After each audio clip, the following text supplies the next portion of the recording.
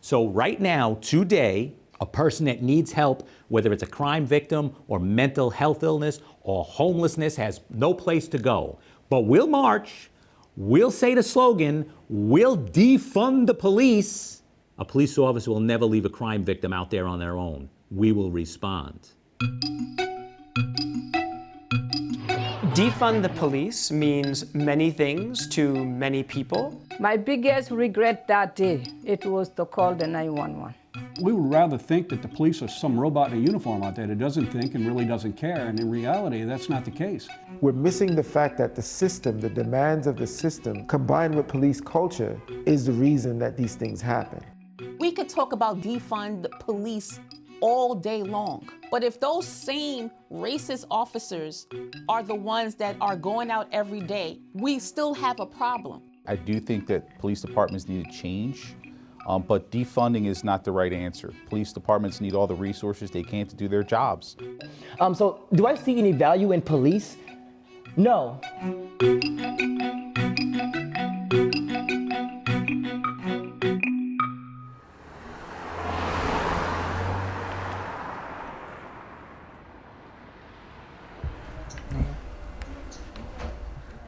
Romali was a happy-go-lucky child. He's very friendly. I say this all the time. If Romali has you as a friend, you have a good friend. Romali will take his shirt off his back and give it to you. That's the type of person he was. February the 2nd, 2012. It was 3 o'clock, I leave work. It's a little ride to come home. It's like a 45 minutes ride to come home. So I got home, and when I got there, the house was a lot of police in it. Emotions running high tonight after a deadly police shooting in the Bronx. Police chase a teenager into his house, struggle, and then shoot him. I'm only willing to help anybody on the street. He will help an old lady crossing the street. He's like that.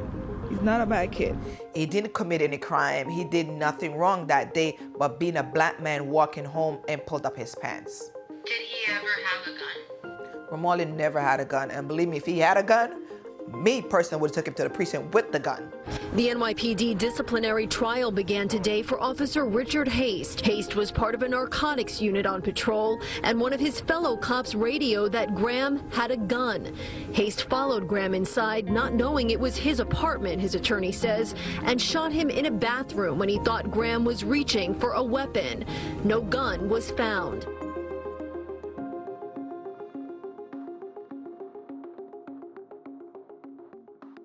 I became the spokesperson for him because he could no longer speak for himself. And I'm still fighting. Yeah, this and is I'm always me. going to stand with my people. You know, when the George Floyd case happened, and then the protest started in Manhattan, and they was like, we need to take away the money from the police, and I'm like, okay, this is what I've been talking about. When every time you turn the news on, another person get killed by the police. Another person get brutalized by the police. How can you block that out? So I was happy to be on that bandwagon. I was happy to lead a march in June about defunding the police, because I'm like, this is not changing. We tired of getting empty promises. We want changes that make sense.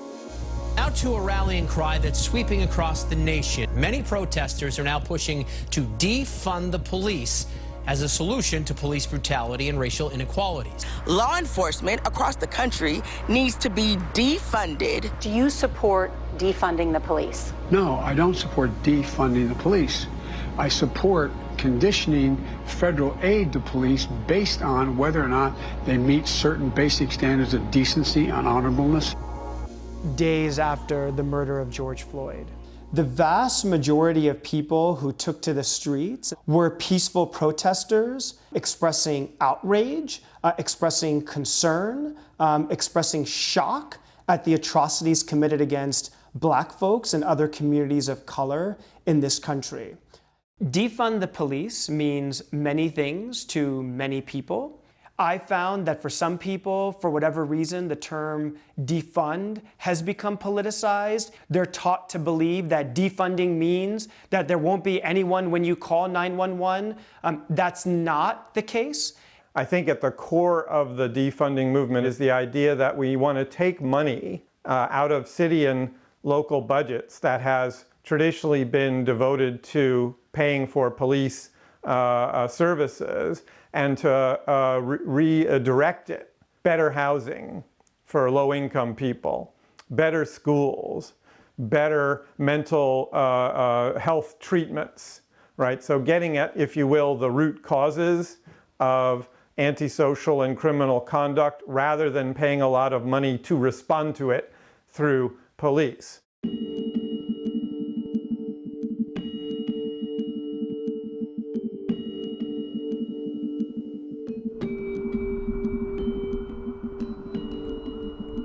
I'm a 36-year law enforcement veteran. I'm from Louisiana, right outside the city of New Orleans, and I am the national president of the Fraternal Order of Police. Our organization is the oldest rank-and-file police organization in the country. It's also the largest.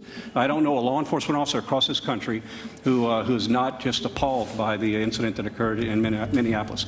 But that one incident certainly doesn't reflect on the 800,000 men and women across this country that go to work every single day and try and make their communities better.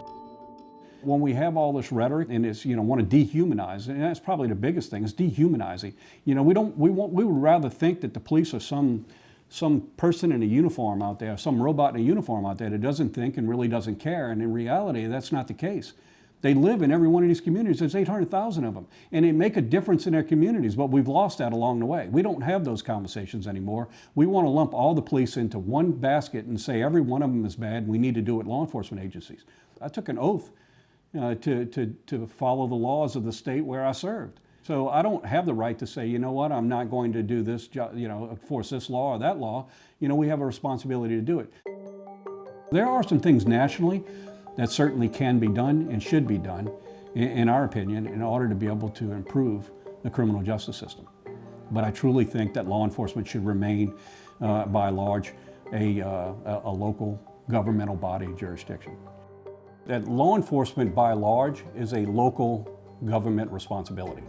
So the majority of our members are local jurisdictions. They may work for a sheriff's department or a police department. A number of them work for state agencies. And we also have a number of officers who are also federal officers.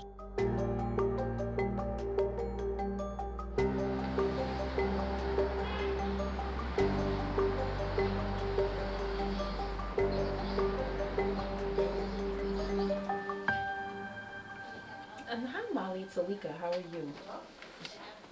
The responsibility of elected officials are to look at the budget, conduct hearings and budget hearings during the budget process to see if they're utilizing the budget that they have received in the way that they should on behalf of the people of New York. And when you look at the police budget, I'm always questioning how money is spent. And, just to use an example,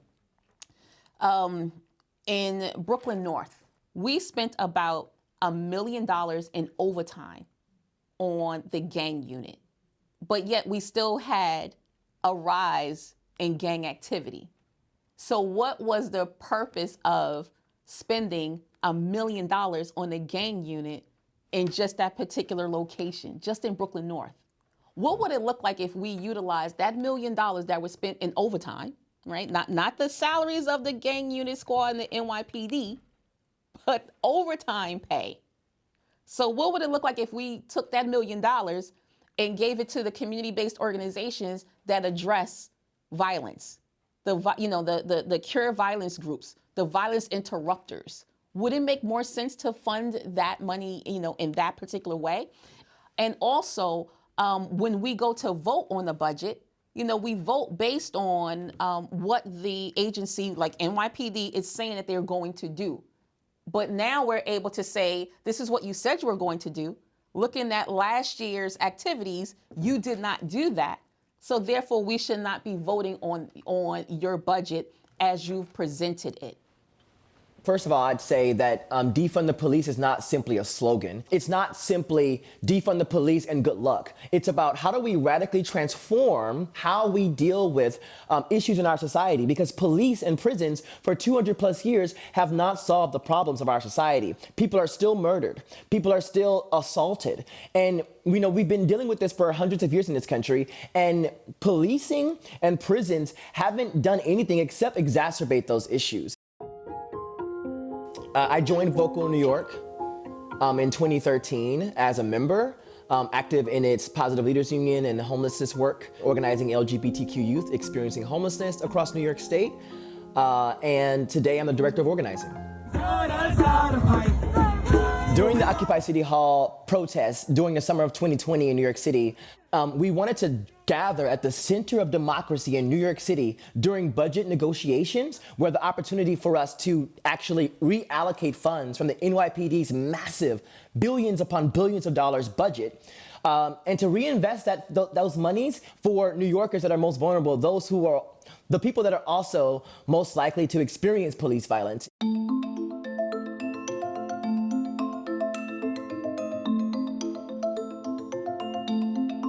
The city council is proposing a drastic reduction in the NYPD's budget. It calls for more than $1 billion in cuts from the budget of $5.5 billion for the next fiscal year. The money would come from reducing uniform headcount, cutting overtime, and shifting responsibilities away from the NYPD. The New York City Council voted to defund the NYPD by $1 billion.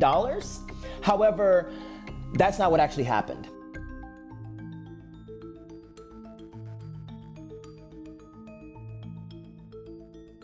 And what we were calling for wasn't simply just to reduce the budget of police, but to reduce the scope of policing and the range of police involvement in our society in responding to issues that arise, especially when it relates to mental health. We want to see a society that responds with love and compassion, not with suspicion and violence.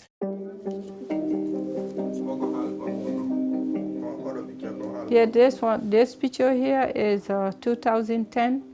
It was my own birthday. When Mohammed was 16 years, he traveled alone to America from Africa to go to school. In 2012, I was in Africa. I noticed something going on with my son. I think he was depressed because he would tell me things which make no sense. So I just dropped everything. I arrived here on September 24th. I came to America to help my son. When I came see Mohammed, he was not sound happy. He was having a hard time. And they advised me to call 911 and take him to the hospital. I never know when you call 911, the police will come. My biggest regret that day, it was to call the 911.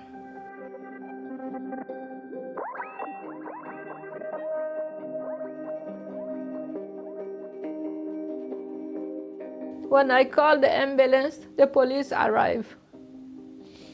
I look at them, I say, I don't call police, leave. He said to me, this is the system. If you call an ambulance here, we will come first. That's why we need to change the system.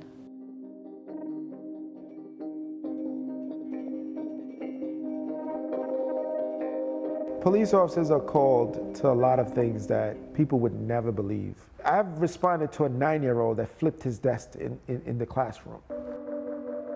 So I've been in the police force for 12 years. Today I'm in the rank of lieutenant here in New York City. You know, pretty much the day is usually emotionally disturbed persons, car accident, and medical emergencies. Now there's always that gray area where it starts off non-violent and it can become violent, but the majority of what we call EDP jobs, emotionally disturbed person jobs, all of those things go to law enforcement, every single one. The thing is, when there's not an agency that already exists to deal with something, or if an existing agency is lacking personnel or other types of resources, it's thrown at police. So in those situations, it would make sense to reallocate funds.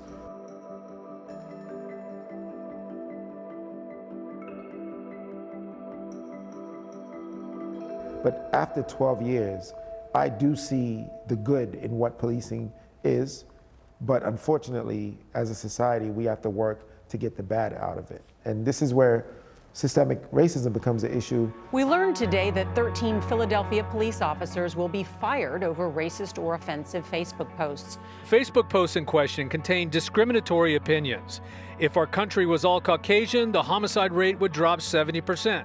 FBI will be looking into the racist behavior of 4 former Fort Lauderdale police officers. The officers are accused of sending racist and homophobic messages and video amongst each other. A 30-year NYPD veteran under investigation for racist remarks. So the problem here is racism. That's the problem. And we could talk about defund NYPD, defund the police all day long. But if those same racist officers are the ones that are going out every day to protect and serve, we still have a problem. I want to move away completely from the bad apple conversation. It's not just about personnel, because you can still have a very racist system despite who the personnel is. Because I've seen those same black and brown cops simply do their jobs and contribute to the same racist system. We're missing the fact that the system, the demands of the system, and the pressure of the system, combined with police culture, is the reason that these things happen. An example is Eric Garner. The 43-year-old married father of 6 trying to walk away from police who had stopped him on the Staten Island sidewalk Thursday for allegedly selling illegal, untaxed cigarettes. When you're in the plainclothes unit, you have a quota of 4 felony arrests a month. So you have to treat something as innocuous as untaxed cigarettes, which is a felony, as if it's the crime of the century. Why? Because if you don't consistently bring in 4 felony arrests a month, you'll be kicked out of the plainclothes unit. So after becoming aware of the illegal quota system that the police department uses in New York, I decided to become a whistleblower.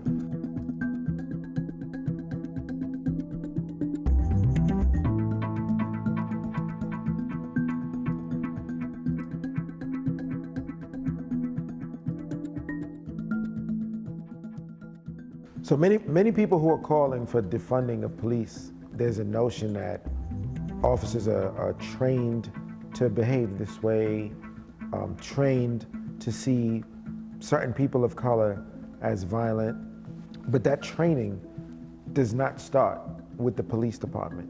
The notion that black men are violent, it's just part of American culture to view black men that way.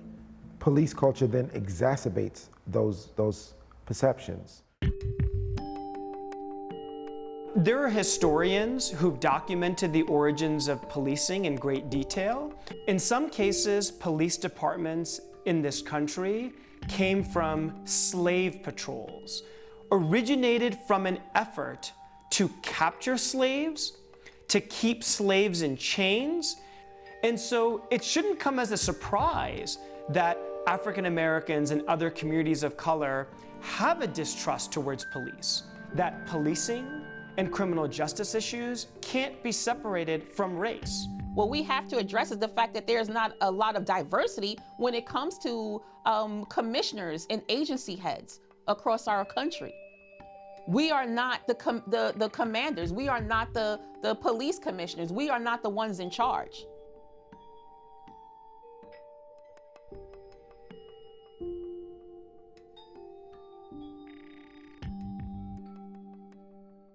Is it a fact that racism is a problem across police departments in this country? You know, racism is something that really is defined by the person who feels the most by it. So I'm not going to sit here and tell you that I have some belief that there is or there isn't. You know, I get asked this question a lot about, you know, who are our members and what's the racial makeup. I'll tell you what it is.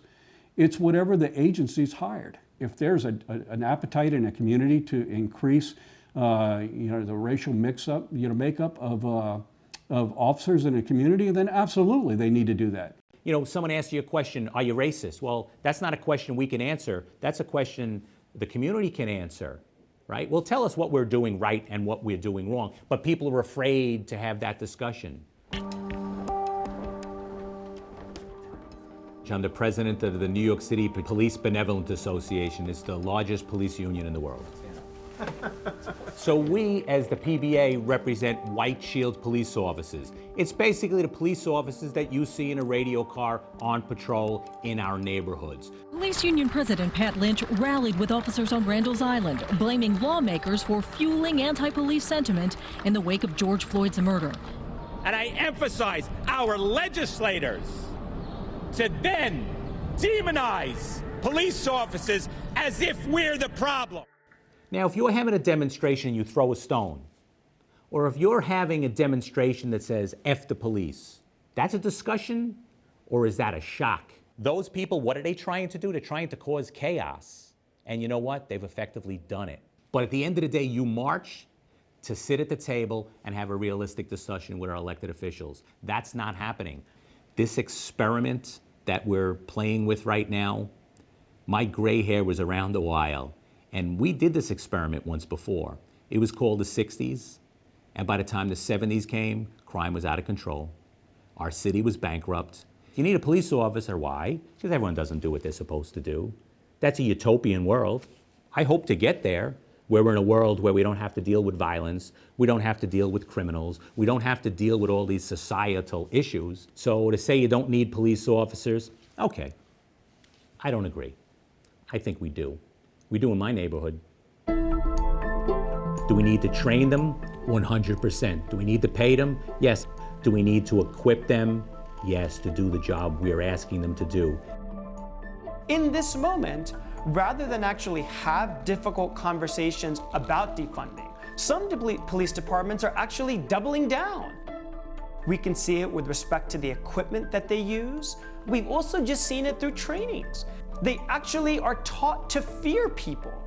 Today's cops look more like the military warriors. It's because they, in fact, have been trained by people who teach them that policing in America today is akin to being a warrior cop. The answer in this moment is really one of reimagination. Many people have looked back at the experience of Camden, New Jersey.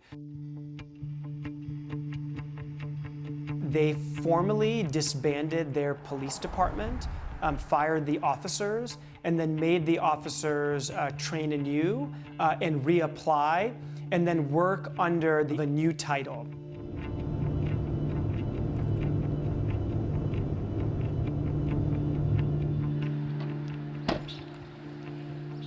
I was laid off for 10 months. How you doing, man? I came back 10 months later, fortunately, because this is the place I wanted to be policing. And when I did come back, we transitioned over. We are a more professional police department here. We have more resources. The model totally changed. The culture from the day one changed. How you doing, buddy? Good morning.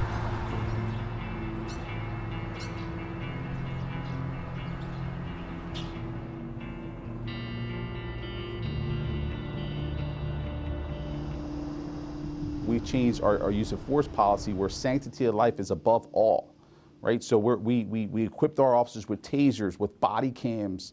What we did was reinvest in our police, and we did so smartly. We invested in training, community policing training, de-escalation training. The budget has grown on a yearly basis. The defunding campaign, I think, is the wrong message. I do think that police departments need to change policies, change the way they train, but defunding is not the right answer. I think that police departments need all the resources they can to do their jobs. I can speak for Camden City, don't want us to defund our police department. If anything, they want to see more police officers, they want to see more technology, they want more.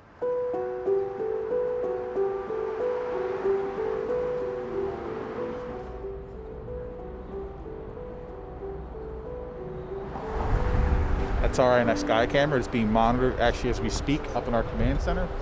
That's our force multiplier out here. Whenever you don't see a police officer patrolling, they're still patrolling around the clock. I think it's safe to say that the evidence from Camden, New Jersey is mixed.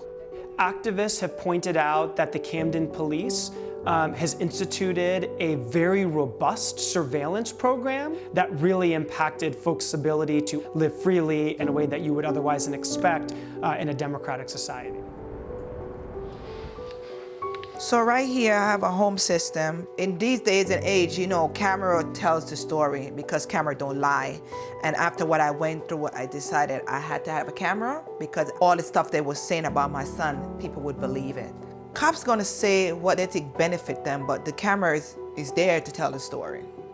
So I think it's a good thing.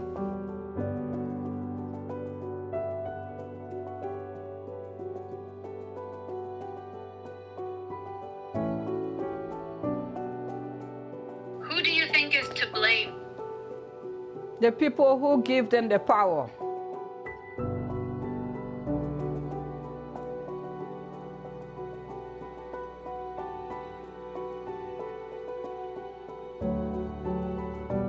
We're having a national conversation about police, right? And I think that we can have a national conversation about policing, because we see now that this is not just something within one particular community or city or state.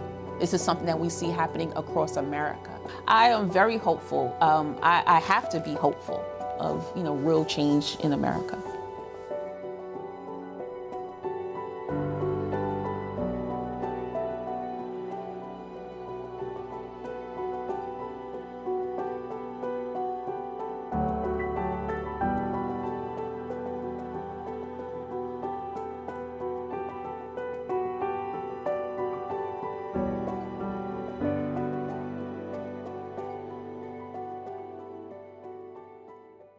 Hey, thanks for checking out CBSN Originals on YouTube. If you want to watch more documentaries, download the free CBS News app on your phone, tablet, smart TV, or any streaming device.